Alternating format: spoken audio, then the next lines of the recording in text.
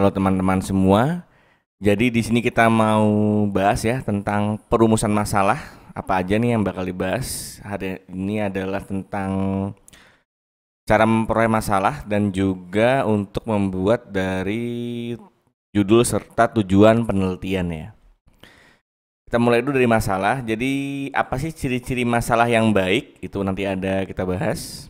Yang pertama, itu masalah haruslah mempunyai keaslian, artinya ini adalah sesuatu yang baru ya, yang baru ataupun memang masalah itu benar-benar ada gitu. Terus yang kedua, masalah harus menyatakan suatu hubungan, jadi lebih baik masalah tersebut itu bisa dihubungkan antara satu variabel dengan variabel yang lain ya.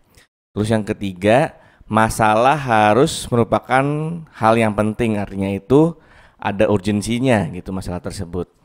Terus yang keempat, masalah harus dapat diuji, artinya itu bisa digunakan suatu instrumen atau suatu alat ukur untuk menguji seberapa jauh atau seberapa dekat masalah tersebut gitu. Yang terakhir adalah masalah harus dinyatakan dalam bentuk pertanyaan, jadi bisa dengan kalimat apa, bagaimana, atau biasanya begitu sih, apakah, apa atau bagaimana sih yang penting sih.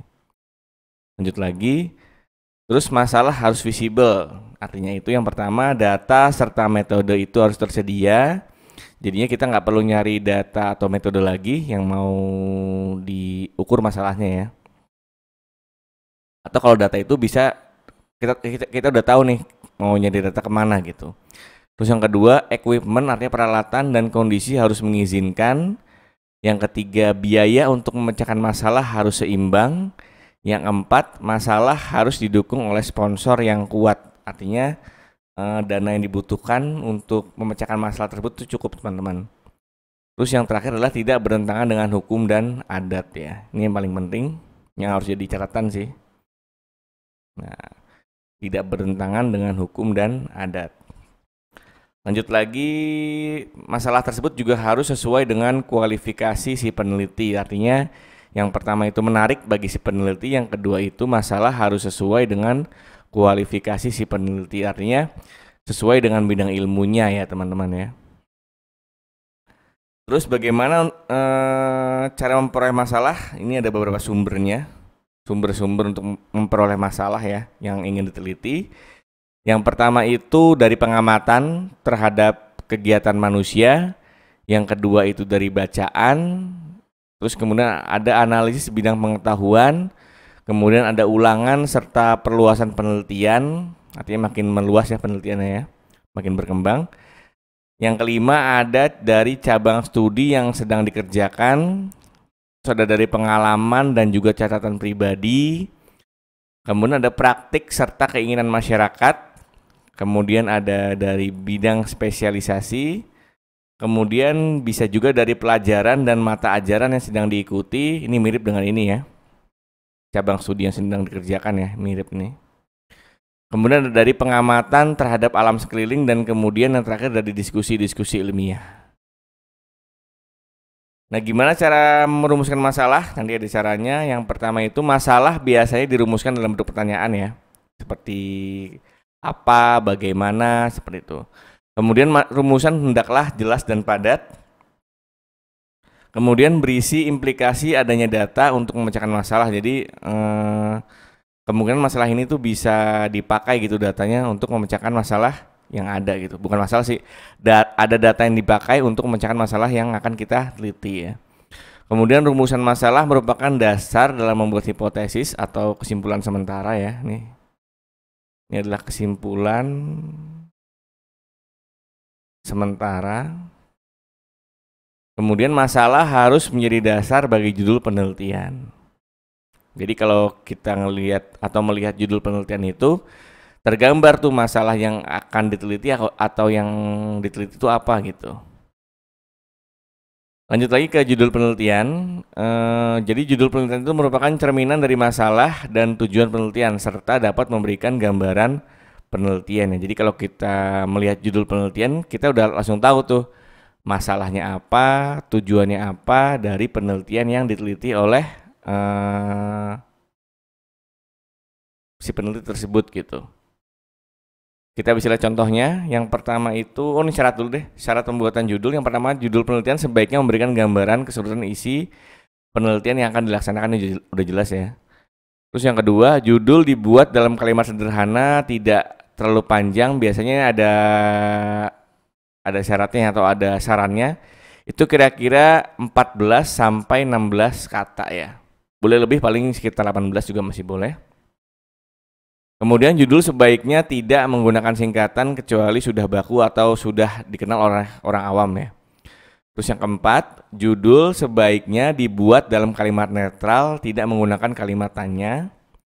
Terus yang kelima, ini sebenarnya saran-saran aja sih teman-teman. Sebenarnya nggak boleh pakai kalimat tanya. Sebenarnya ada beberapa judul yang juga boleh pakai kalimat tanya ya. Cuman sarannya dibuatnya kalimat netral seperti itu supaya jadi kesannya itu tidak menimbulkan pertanyaan ya gitu ya.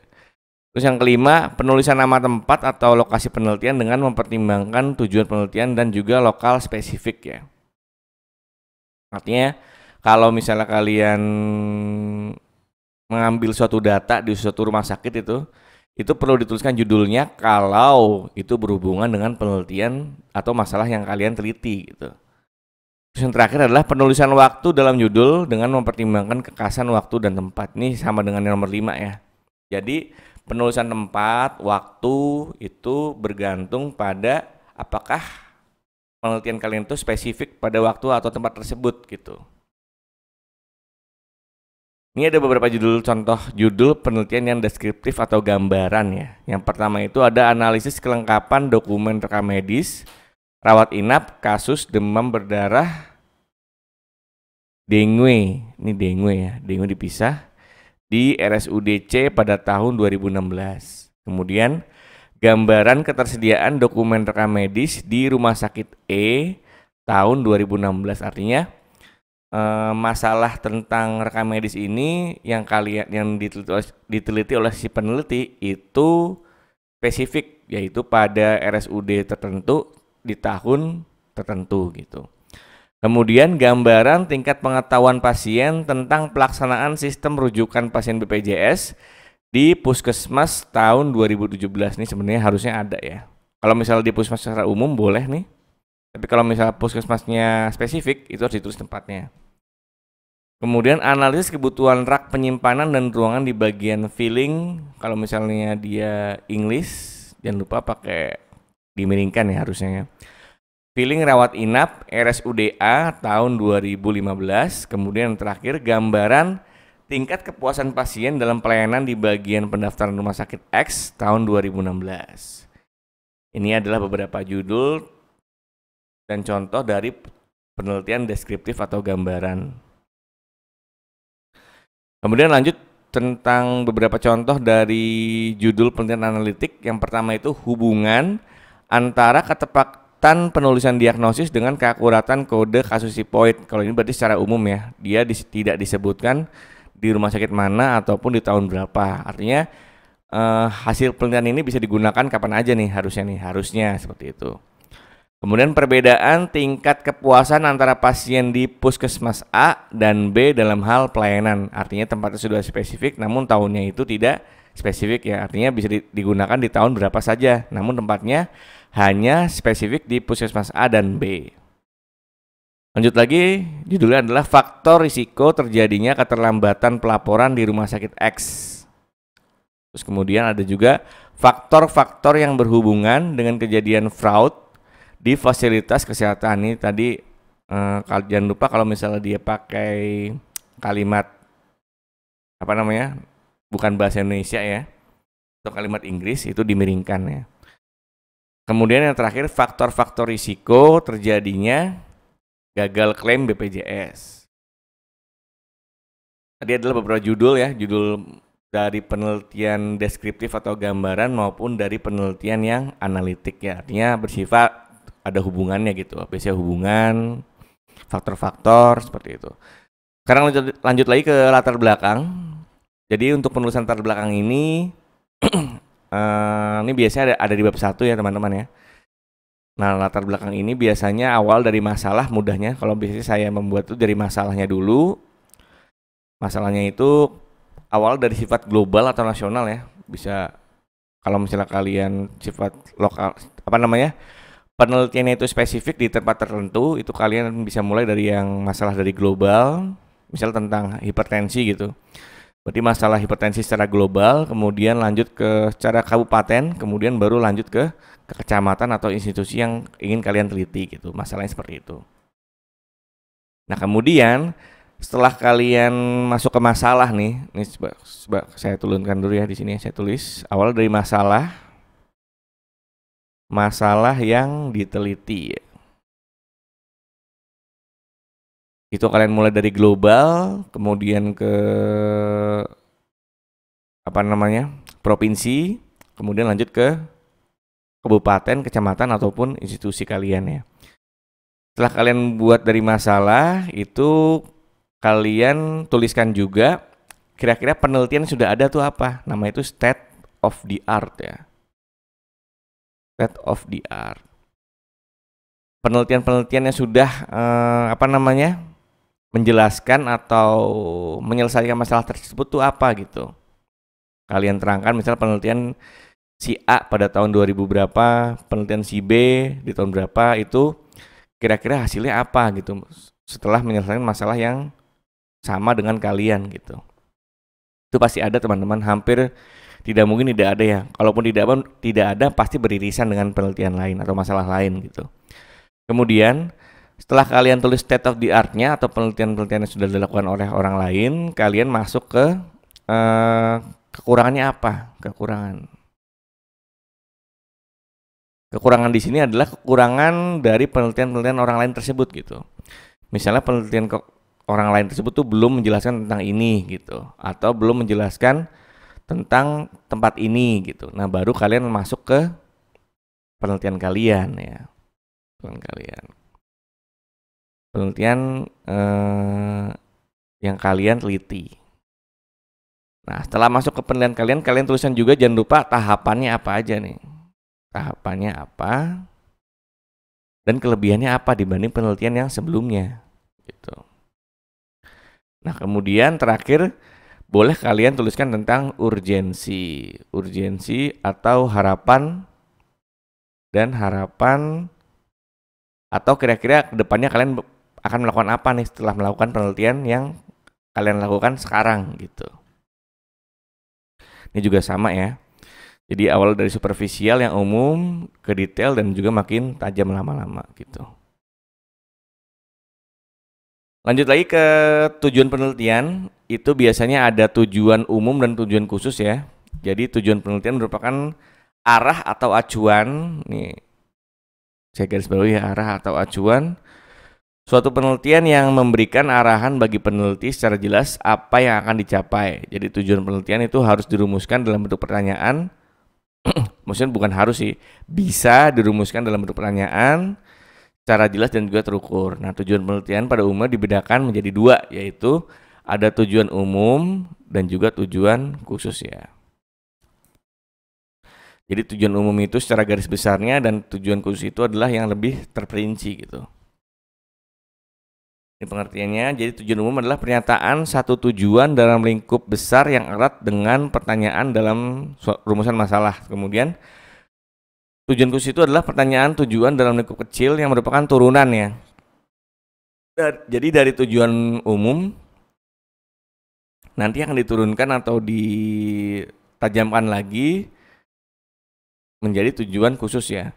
Nah, tujuan khusus ini dinyatakan lebih operasional, lebih teknis artinya ya, lebih teknis dan menjadi arahan secara detail untuk tahapan penelitian selanjutnya.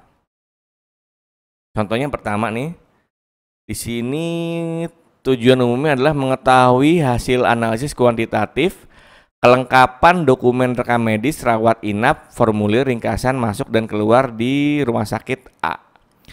Nah, tujuan khususnya adalah turunan dari tujuan umumnya. Jadi yang pertama adalah mengetahui kelengkapan identifikasi pasien, formulir ringkasan masuk dan keluar di rumah sakit A. Terus yang kedua, mengetahui kelengkapan autentifikasi pasien, formulir ringkasan masuk dan keluar di RSA. Yang ketiga adalah mengetahui kelengkapan laporan yang penting pasien, formulir ringkasan masuk dan keluar di rumah sakit A. Dan yang terakhir adalah mengetahui kelengkapan pencatatan pasien formulir ringkasan masuk dan keluar di rumah sakit A. Jadi tujuan khusus itu adalah turunan dari tujuan umumnya. Lanjut lagi ke contoh nomor 2, itu tujuan umumnya adalah mengetahui gambaran ketersediaan dokumen rekam medis rawat jalan di rumah sakit B. Ini adalah contoh penelitian yang deskriptif atau gambarannya. Nah, tujuan khususnya berarti mengetahui ketersediaan dokumen rekam medis rawat jalan berdasarkan jenis pembayaran. Yang kedua, mengetahui ketersediaan dokumen rekam medis rawat jalan berdasarkan poliklinik. Dan yang ketiga adalah mengetahui ketersediaan dokumen rekam medis rawat jalan berdasarkan hari kunjungan. Ya. Jadi hasil turunan dari tujuan umum di contoh 2 nih. Terus contoh 3, itu tujuan umumnya contohnya adalah mengetahui hubungan antara ketepatan penulisan diagnosis dengan keakuratan kode kasus tipoid. Ya, ini berarti adalah contoh penelitian analitik atau hubungan. Nah, tujuan khususnya adalah mengetahui ketepatan penulisan diagnosis kasus tipoid. Yang kedua, mengetahui keakuratan kode kasus tipoid. Yang ketiga, mengetahui hubungan ketepatan penulisan diagnosis dengan keakuratan kode kasus tipoid. Yang keempat, ini tujuan umumnya adalah mengetahui perbedaan tingkat kepuasan antara pasien di puskesmas A dan B dalam hal pelayanan. Ini juga contoh penelitian analitik ya. Nah, tujuan khususnya adalah mengetahui tingkat kepuasan pasien di puskesmas A dalam hal pelayanan. Yang kedua, mengetahui tingkat kepuasan pasien di puskesmas B dalam hal pelayanan. Dan yang terakhir adalah mengetahui perbedaan tingkat kepuasan antara pasien di puskesmas A dan B dalam hal pelayanannya. Ini sebenarnya mirip nih, harusnya nggak perlu di ini sih, yang C ini nggak perlu masukin ya. Ini kan A dan B dan turun dari sini gitu. Terus kemudian yang terakhir adalah tentang manfaat penelitian ya. Nah, manfaat penelitian itu biasanya dibagi 2, ada manfaat secara teoritis, artinya untuk ilmu pengetahuan, maupun manfaat secara aplikatif ya. Artinya masalah yang kalian teliti dan kalian dapatkan itu sudah diselesaikan dan bisa diaplikasikan dalam berbagai sendi kehidupan gitu. Kalau misalnya kalian kesehatan berarti di rumah sakit, di klinik, di bagian diagnosis seperti itu. Nah, definisinya itu manfaat ini adalah hasil penelitian diharapkan dapat memberikan manfaat bagi pengembangan ilmu pengetahuan, yaitu secara teoritis tadi saya sudah bahas ya, kepentingan program pemerintah dan tempat penelitian tersebut dilaksanakan, artinya secara aplikatif. Nah, manfaat penelitian harus diuraikan secara terinci apa manfaat penelitian nanti. Oke, mungkin jadi gitu aja teman-teman untuk pembahasan kali ini tentang perumusan masalah. Semoga materi dan pembahasan bermanfaat. Kurang lebih mohon maaf. Terima kasih.